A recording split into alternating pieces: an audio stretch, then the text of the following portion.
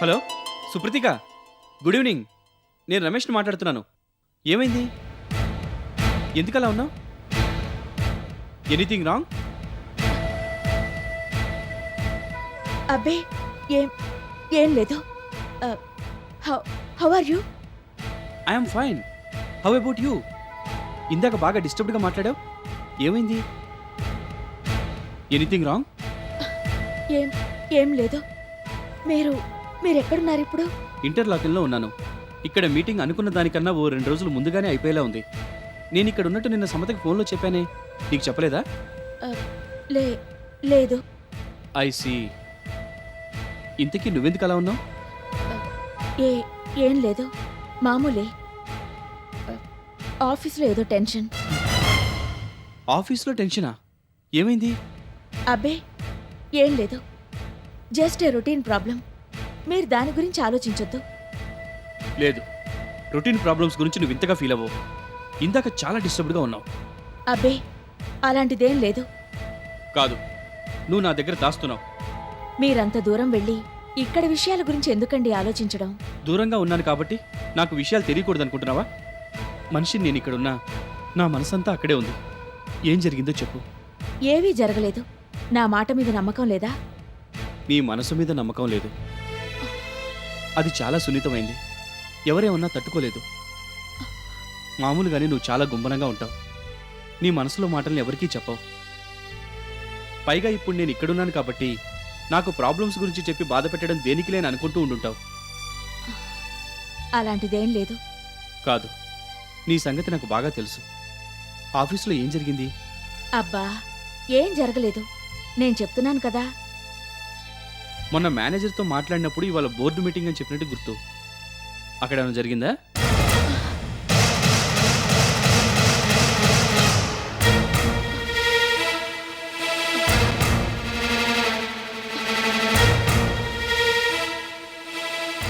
Hello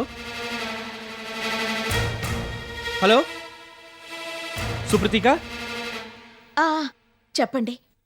ఇక్కడ విషయాలు వదిలేసేయండి. మీరెలా ఉన్నారు? మీ ఆరోగ్యం ఎలా ఉంది? నేను బాగానే ఉన్నాను. నీ గురించి ఆందోళనగా ఉంది. నేనెక్కడో దూరంగా ఉన్నానని అనుకోక జరిగింది ఏంటో చెప్పు. బోర్డు మీటింగ్లో ఏమైనా ప్రాబ్లం ఎదురైందా?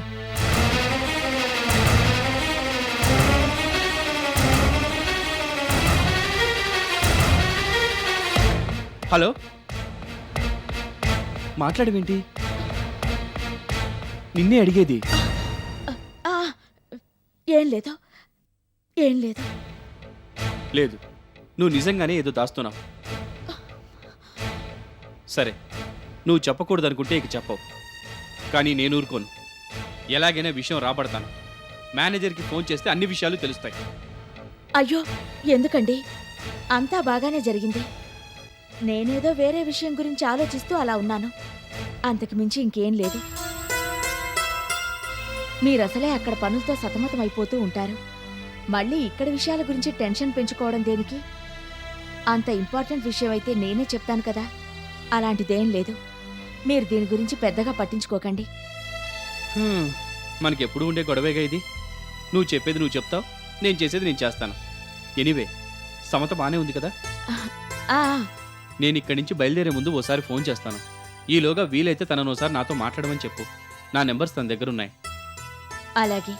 ఇక నేనుంటాను. ఎక్విప్మెంట్కి సంబంధించి ఓ డీలర్ వచ్చి కలుస్తానన్నాడు. నేను హోటల్ లాబీలోకి వెళ్ళాలి. You take care of yourself, okay? Sure sure. You also take care of your health. Yeah, thank you. Bye. Bye. All the best. To you also. Thank you. ఉంటాను. ఆ.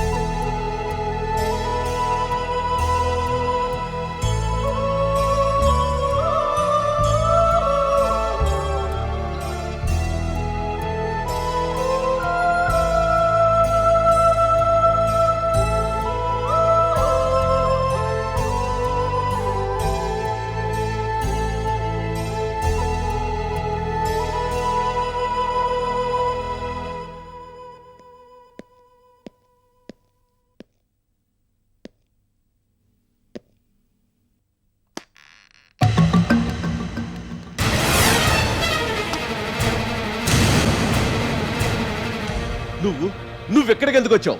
నీకెంత ధైర్యం? నేను మీకోసం రాలేదు, సుధీర్తో మాట్లాడదామని వచ్చాను. అయినా నేనే దొంగతనం చేయడం లేదు, మీరిలా నిలదీయడానికి. షటప్! సిగ్గు లేదా మాట అనడానికి? మీరందరూ అంటే నాకు అసహ్యమని తెలుసు కూడా నువ్వెక్కడికి వచ్చావంటే నిన్నేమనుకోవాలి? రమ్మని పదే పదే చెప్పినా పరాయి వాళ్ళ ఇంటికి వెళ్ళాలంటే 10 సార్లు ఆలోచిస్తాం. అలాంటిది నువ్వు వద్దని చెప్తున్నా వస్తున్నావంటే ఏమనుకోవాలి? నీ పెంపకం అలాంటిది కాబట్టి ఇలా చేస్తున్నావు. బజార్ ఆడవాళ్ళకి ఎంతకన్నా మంచి ప్రవర్తన ఎక్కడి నుంచి వస్తుంది? Mister Balakrishna, mind your language. ఇది మీ ఇల్లని నాకు బాగా తెలుసు. మీరు వద్దని చెప్తున్నా నేను ఇక్కడికి ఎందుకు వస్తున్నానో తెలుసా? సుధీర్ కోసం. తనని నేను గాఢంగా ప్రేమించాను. 600 తననే పెళ్లి చేసుకుంటాను. మీకిష్టం లేకపోతే నాతో మాట్లాడటం మానేయండి. ఇది మీ ఇల్లు మాత్రమే కాదు, సుధీర్ ఇల్లు కూడా. నేను తనకి కాబోయే భార్యని. ఆ అధికారంతోనే నేను ఇక్కడికి వస్తున్నాను. వద్దని చెప్పే హక్కు మీకు లేదు. పెద్దవాళ్ళు అనవసరంగా గొడవపడి మీ పెద్దరికాన్ని పోగొట్టుకోకండి. మీ వయసుకి తగ్గట్టుగా హుందాగా ప్రవర్తించడం నేర్చుకోండి. గుడ్డొచ్చి పిల్లనెక్కిరించిందని నువ్వు నాకు నీతులు చెప్తున్నావా? అయినా మాటకి మాట సమాధానం ఇస్తున్నావు. ఏం చూసుకుని నీకెంత పొగరు? ఆడపిల్లకింత అహంకారం పనికిరాదు. నువ్వు ఎలాంటి దానివైనా మా ఇంట్లో ఉన్నావన్న విషయాన్ని గుర్తుపెట్టుకునే నన్ను నేను కంట్రోల్ చేసుకుంటున్నాను. లేకపోతే నేనేం చేసేవాడిని నాకే తెలీదు. ఇప్పటికైనా నీ ప్రవర్తన మార్చుకుంటే మంచిది. మీకు నా ప్రవర్తన నచ్చకపోతే వదిలేసేయండి. మీకు నచ్చేలా ప్రవర్తించాల్సిన అవసరం నాకు లేదు. అయినా మీతో ఆర్గ్యుమెంట్ అనవసరం.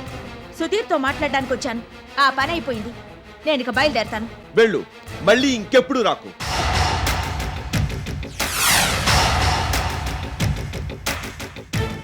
మీ పెద్దరికాన్ని కాపాడుకోమని ఇందాకే కదా చెప్పాను. నేనిక్కడికి రాకూడదని మీరు శాసించినా నేను రావడం మానను. ఒకవేళ మీరు కట్టుదిట్టమైన ఏర్పాట్లు చేసినా నేను సుధీర్ని బయటైనా కలుసుకుంటాను. మీరెంత ప్రయత్నించినా మమ్మల్ని ఇద్దరిని విడదీయలేరు. అది కల్లో మాట. Forget about it. నడమంత్రపు సిరి చూసుకునే కదా నీకు మీ అమ్మకెంత పొగరు. అది ఇవాళ రేపు మీ నుంచి దూరం కాబోతోంది. ఆ విషయం తెలియకే నువ్వు ఇలా మాట్లాడుతున్నావు అనుకుంటాను. ఫర్ యువర్ కైండ్ ఇన్ఫర్మేషన్, నేను మీ కోటలో పాగా వేశాను.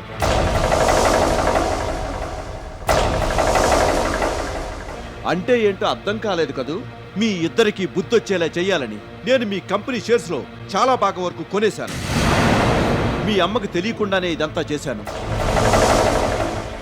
ఇప్పుడు ఆ బోర్డులో నేను కూడా ఒక డైరెక్టర్ని. కంపెనీ ఏ నిర్ణయం తీసుకోవాలన్నా నా దయాదాక్షిణ్యాల మీద ఆధారపడాల్సి ఉంటుంది. అడుగు ముందుకెయ్యాలన్నా నా పర్మిషన్ కావాల్సిందే. ఇన్ అదర్ వర్డ్స్, ఇప్పుడు పెత్తనమంతా నా చేతుల్లోనే ఉంది. సుప్రతీక కేవలం కీలుబొమ్మ. తన కంపెనీని శాసించే అధికారం తనకే లేక తలపట్టుకుని కూర్చునుంది. ఇవన్నీ నీకు తెలియవనుకుంటాను. మీ కంపెనీ వ్యవహారాలన్నీ నేను స్తంభింపజేస్తాను. మీకు నామరూపాలు లేకుండా చేస్తాను. మిమ్మల్ని చావు దెబ్బ కొట్టి రోడ్డు మీద నుంచోబెట్టకపోతే నా పేరు బాలకృష్ణే కాదు. మీరెక్కడి నుంచి వచ్చారో అక్కడికే పంపిస్తాను. అప్పుడు గానీ నీకు పొగరనగదు.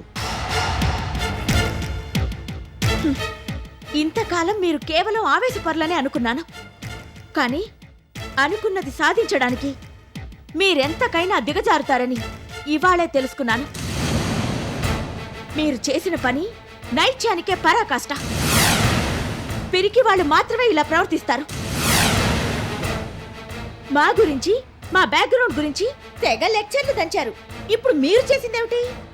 ఎదురుపడి పోరాడే ధైర్యం లేక ఇలా దొంగ దెబ్బ తీశారు. కంపెనీని కుంటుపరచడానికి మీ కుళ్ళు బుద్ధినంతా ఉపయోగించి ఇంత కుట్ర పన్నారు. ఇలాంటి కుయుక్తులు, కుతంత్రాలు మీలాంటి వాళ్ళకే సాధ్యం అవుతుంది. మేమలా కాదు. ఏదైనా ధైర్యంగా ఎదురుగానే చేస్తాం. ఆడవాళ్ళకి అహంకారం పనికిరాదని ఇందాక మీరు సెలవిచ్చారు. ఇప్పుడు నేను చెప్పేది వినండి. ఇలాంటి పిరికి చేష్టలు మగవాళ్ల ప్రతిష్టని మంటగలుపుతాయి. ఇది గొప్ప మగతనమని అనుకుంటుంటే అది మీ భ్రమ మాత్రమే. అయినా మమ్మల్ని ఇద్దరినీ విడదీయడానికి ఇంతగా దిగజారిపోనక్కర్లేదు.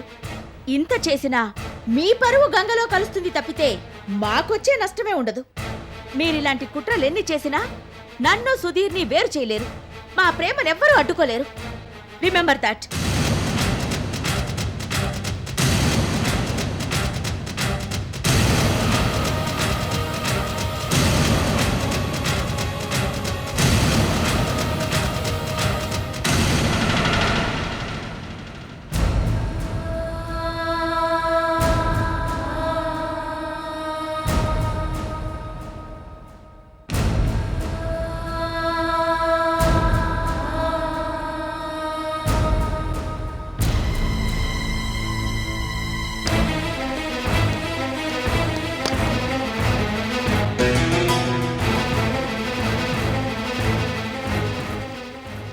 బాలకృష్ణ గారు మన కంపెనీలో షేర్లు కొన్న విషయాన్ని నాకెందుకు చెప్పలేదు? ఇందుకేనా నువ్వు ఇన్ని రోజులుగా చాలా టెన్షన్ ఫీల్ అయిపోతున్నా?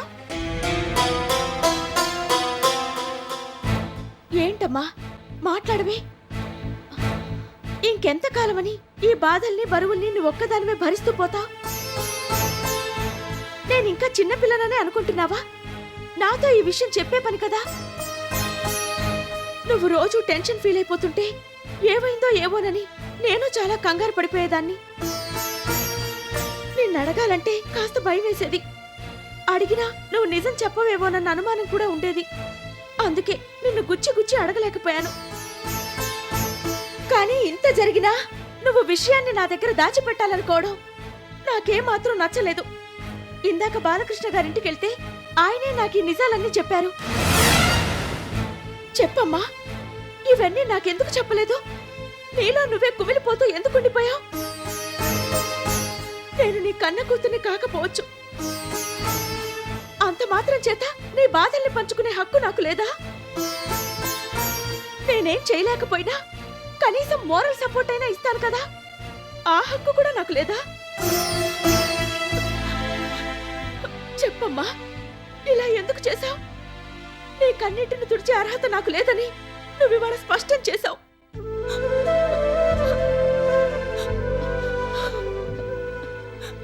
ఇవన్నీ నీ దగ్గర దాచిపెట్టాలని నేను అనుకోలేదమ్మా. చిన్నపిల్లవి, నీకివన్నీ ఎందుకు చెప్పడం అనుకున్నాను. అనవసరంగా నీ మనసు పాడు చేయడం ఇష్టం లేక ఈ సమస్యకి నేనే ఓ పరిష్కారం కనుక్కుందాం అనుకున్నాను. ఇలాంటివి ఇంతకి ముందు నేను చాలానే ఎదుర్కొన్నాను. ఇందులోంచి బయటపడగలనన్న నమ్మకం, ధైర్యం నాకున్నాయి. పైగా దీన్నో పెద్ద ఇష్యూగా చేసి నిన్ను కంగారు పెట్టడం నాకిష్టం లేదు. రేపెలాగో ఇలాంటి సమస్యలన్నీ నువ్వే ఎదుర్కోవాల్సి వస్తుంది. కనీసం నీ పెళ్ళయ్యేంతవరకైనా నువ్వే చీకు చింత లేకుండా ఉండాలని తల్లిగా నా తాపత్రయం. అంతకు మించి ఇంకేం లేదు.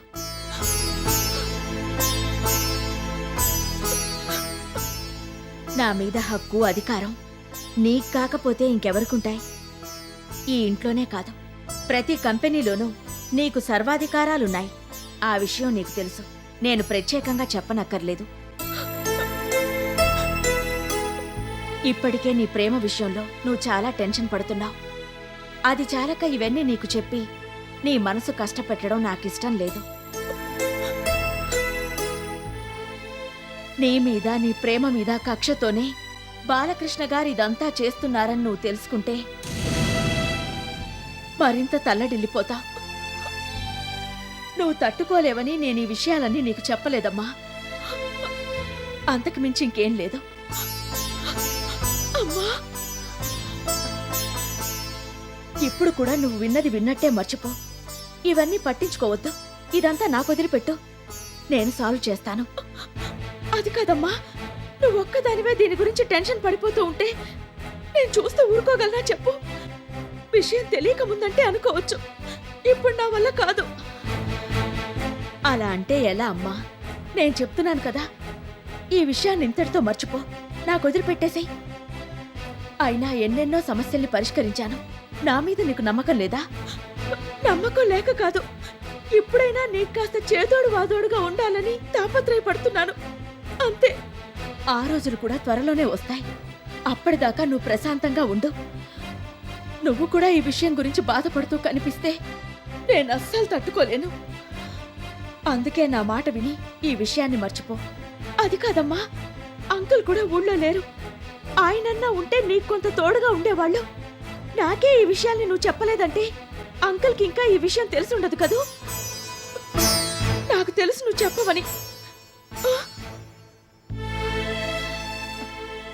అవునమ్మా, ఆయన పనిలో ఆయనున్నారు. అసలే ఎగ్జిబిషన్ల హడావుల్లో అటు ఇటు బిజీగా తిరుగుతూ ఉన్నారు. ఇప్పుడు ఆయనకి ఈ విషయం తెలిసినా అక్కడి నుంచి ఆయన ఏమీ చేయలేరు. అనవసరంగా కంగారు పడతారు. అందుకే చెప్పలేదు. అది కాదమ్మా, ఇక్కడింత జరుగుతుంటే తనకి చెప్పలేదని తర్వాతైనా ఆయన ఫీల్ అవ్వరా చెప్పు? అయినా ఇక్కడింత ప్రాబ్లంగా ఉందని తెలిస్తే ఆయన తన టూర్ని మధ్యలోనే ముగించుకుని తప్పకుండా తిరిగొస్తారు. ఆయన అలా చేస్తారనే నేను ఈ విషయాలేవి ఆయనకి చెప్పలేదు. అలాగంటే ఎలాగమ్మా? సమస్య వచ్చినప్పుడే కదా మనకు ఆయన అండదండలు కావాల్సింది. నువ్వు ఇంకేం ఆలోచించొద్దు.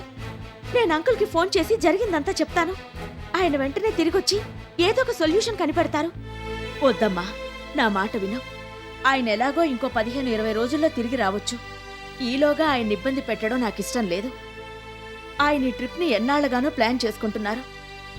పైగా మళ్ళీ ఇలాంటి ఎగ్జిబిషన్స్ని ఇప్పట్లో నిర్వహించరు. ఇప్పుడు ఆయన సడన్గా వెనక్కి తిరిగొస్తే ఆయన వ్యాపారానికి చాలా నష్టం. 15-20 రోజుల్లో కొంపలే మునిగిపోవులే. నేనెలాగోలా మేనేజ్ చేస్తాను. వీలైతే ఈలోగానే సమస్యని పరిష్కరిస్తాను. కాకపోతే ఆయన తిరిగొచ్చాక ఎలాగో ఆయన సహకారం తీసుకుంటాను. సరేనా?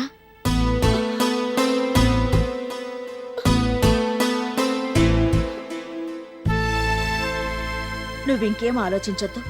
నేను చెప్పినట్టు చెయ్యి. అంకుల్కి ఈ విషయాలేవీ చెప్పొద్దు. నువ్వు వెళ్ళి స్నానం చేసి నీ గదిలో రిలాక్స్ అవ్వు. Forget about everything.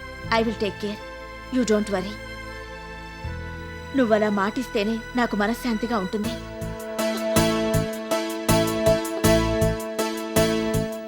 Please.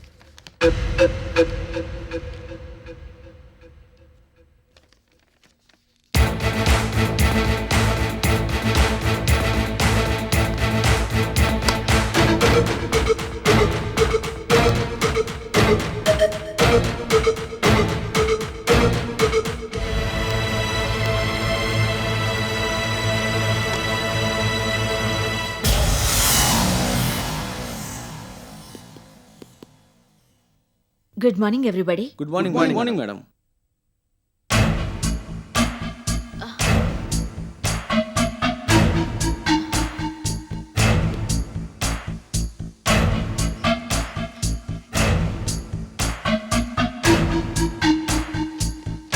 One minute.